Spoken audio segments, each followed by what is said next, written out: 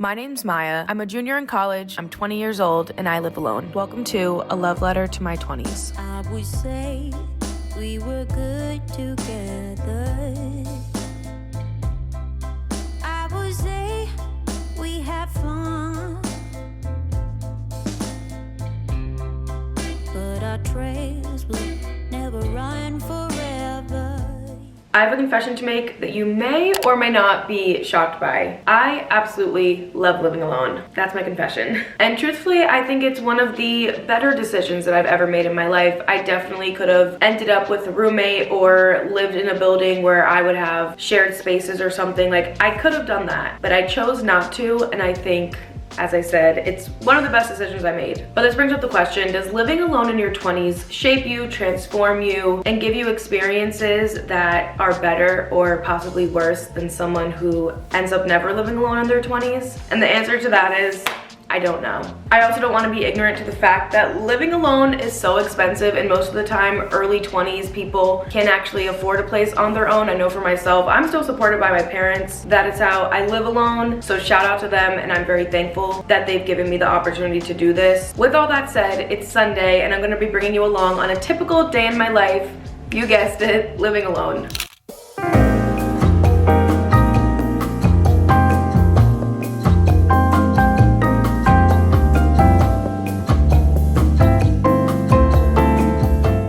Last few months that I've lived alone, there's been three really big takeaways that are very obvious to me, and very obvious things that I feel like living alone has either taught me, given me, or made me realize. I say this all the time, but I really value slow mornings. No phones, no camera, nothing that's gonna like take me out of the element of either the state that I woke up in or the feeling that I cultivate in the morning. Living alone allows you the chance to cultivate the space that you need to thrive in. And it's something that I didn't realize that I really valued until I lived alone. I really love waking up in the morning and not having to say a word to anyone. I love not having to worry if I'm making too much noise, or worry that I'm singing too loud, or whatever the case, whatever I'm doing, worry that if I'm meditating, someone's gonna come in and walk in on me, and just, I have that like extra security blanket that when I wake up, I have an energy and I have a space that is exactly what I need it to be. And in the mornings, I need it to be somewhere quiet. I need it to be a space where I can think and breathe and be, and I need it to be a space where I can feel relaxed and ready.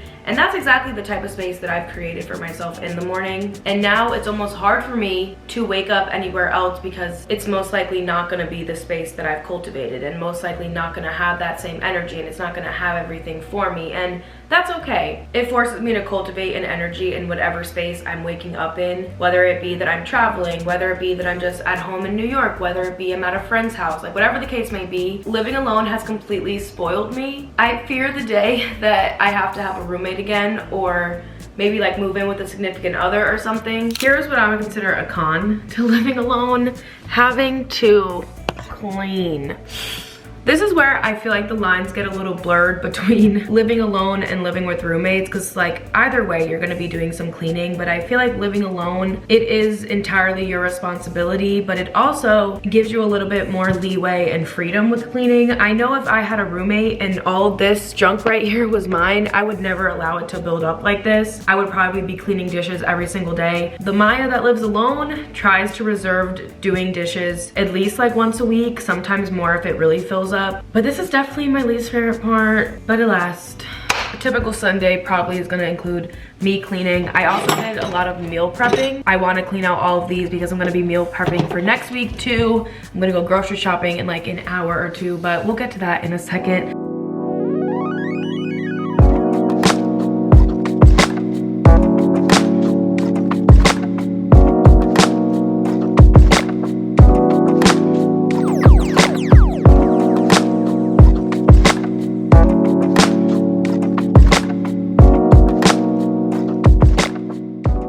This is everything that I got. I know it does not look like much, but this is gonna be my meals for the next week. I'm not gonna cook these right now in this moment. I think I'm gonna cook maybe on like Monday or Tuesday, so that will be in a separate video. But here's my living alone grocery haul. Like I said, this will be 1 week of food. It was $40 for all of this, so I'm not too mad about it. And hopefully I'll have some leftover things too, like these poppers. That was kind of just extra stuff that I wanted. Since it's Sunday, I'm gonna use this extra time that I have right now to plan for my week coming up. So I'm gonna see what homework assignments I have, if there's any projects. I also am going on a trip at the end of this coming week, so I wanna just make sure that everything's in order. I need to schedule to get my nails done, schedule to do my hair, pack, like there's just a bunch of stuff coming up this next week, so that's what I'm gonna spend right now doing. And I think that's a good segue into speaking about boundaries. I think boundaries is a huge thing. I know boundaries is a big thing that has become something that I really value in this last year. And I have to say, this started before I even began living alone. This started when I was in my last apartment with my brother and having to form boundaries while having a roommate. But just in general, if you're someone in your 20s, I would highly recommend setting boundaries, figuring out what you need. And I almost like laugh about it because I can't imagine a life, and I can't imagine going through my 20s without having boundaries. So much of your life is just gonna go by in ways that you don't like, or toxic cycles can continue happening when you don't set them. So I've spent a lot of time figuring out my boundaries, and I have to say living alone has forced me to create boundaries with myself, and this was something that I never thought I would have to have. I say this in a laughing manner, but I am so tightly under the shackles of hustle culture, and I've been pretty candid about speaking on this. And again, I say it like kind of jokingly, but it is so true, and it is so real how badly my brain makes me think that the only way that I can be deemed successful is by working literally 24/7 and never having a day off. And that's just not the case, and it's still taking me time to learn this and figure it out. But because I feel that way, it forces me to set boundaries with myself.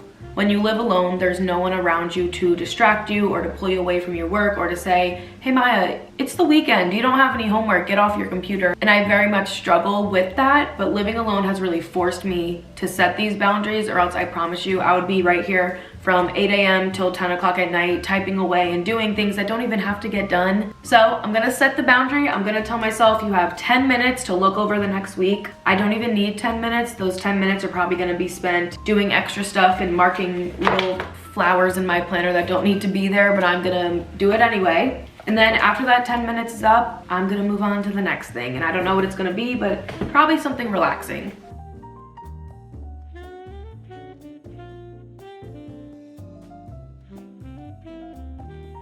What are the odds that I go to complete a task and I realize I need a roommate for this while filming a living alone video? Since I have my makeup done, since I'm feeling kind of cute, I wanted to take some like at-home lazy Instagram pictures, and I don't want them to be selfies. Like I want to do like a full body, like cuddled up on the couch, like cute picture, right? But there's no one to take them. So this is when having a roommate would come in handy. But I do have a solution to this. It's a solution that I can't use right now because I don't have it. But normally, if I ran into something like this, I would just pull out my Bluetooth tripod. It's really convenient. I got it off Amazon probably like a year ago, and I accidentally left it at home in New York. So I'm gonna have to order a new one because I'm not trying to run into this issue again. But I just thought it was so ironic. Like, what are the chances that I actually find something that I can't do myself? It's only 4:22, but the sun is starting to go down, and that is where I call it quits for the day. Once it gets dark, I close my blinds, I put the lights on, and I try to just do nothing else work related for the day. And this is, again, just a boundary that I've created. I can't even lie to you, sometimes I don't keep it up, and it's pretty hard in the winter months when the sun goes down so early, you know, because sometimes I don't get everything done that I feel like needs to be done. But I'm trying to stick to it, especially with the start of this semester.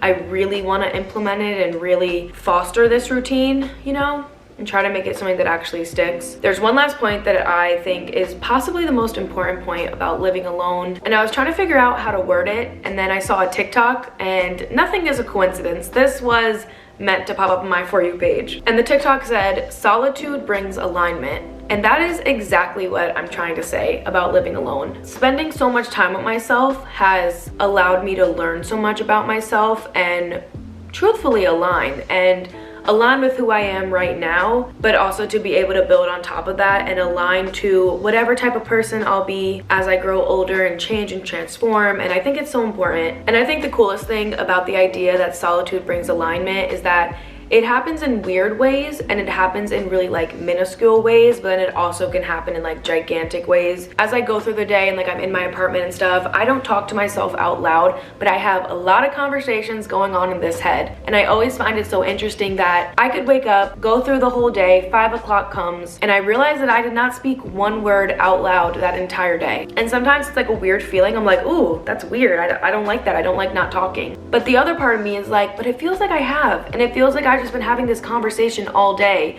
and just different thoughts that pop up, and sometimes questions that I ask and then I already know the answer to it, and it just is like all flowing through my mind at once. And being in the solitude and having these conversations with myself and like letting the thoughts pass me by, it's helped me figure out why I am the way I am, why I think how I think. And it happens so subconsciously. Like I don't sit on my couch and like say, okay, look at that cup and see how you feel. Like I don't do that, but it just ends up happening because I'm spending so much time alone and in solitude. And I really do believe that's also another way to alignment and to connecting with your higher self, is knowing who you are here, knowing who you are on this realm, to then be able to relate to yourself on the astral realm as well. Also, to bounce back to the other things that I was speaking about, I do really believe that cultivating a space that's yours and setting boundaries helps you reach that alignment as well. I think that's the perfect place to stop this video. It is Sunday and that means Euphoria comes out. Who here is watching Euphoria? Do not spoil it in the comments, but if you want to DM me and tell me any of your theories and whatnot, I would love to hear that. Another great thing about living alone, I don't have to share my TV or share what content I'm watching. So I'm gonna end this here. I'm gonna go enjoy my night. I love doing videos like this that just feel a little more personal and a little more invasive into like real life, but I hope we were able to connect in some way, shape or form, typical YouTuber thing. And I will see you elsewhere. I post literally all the time on Instagram and TikTok, so if you want to see more of me throughout the week, you could follow me. I'll put it up there. But all right, that's gonna be the end of this. I will see you in my next video.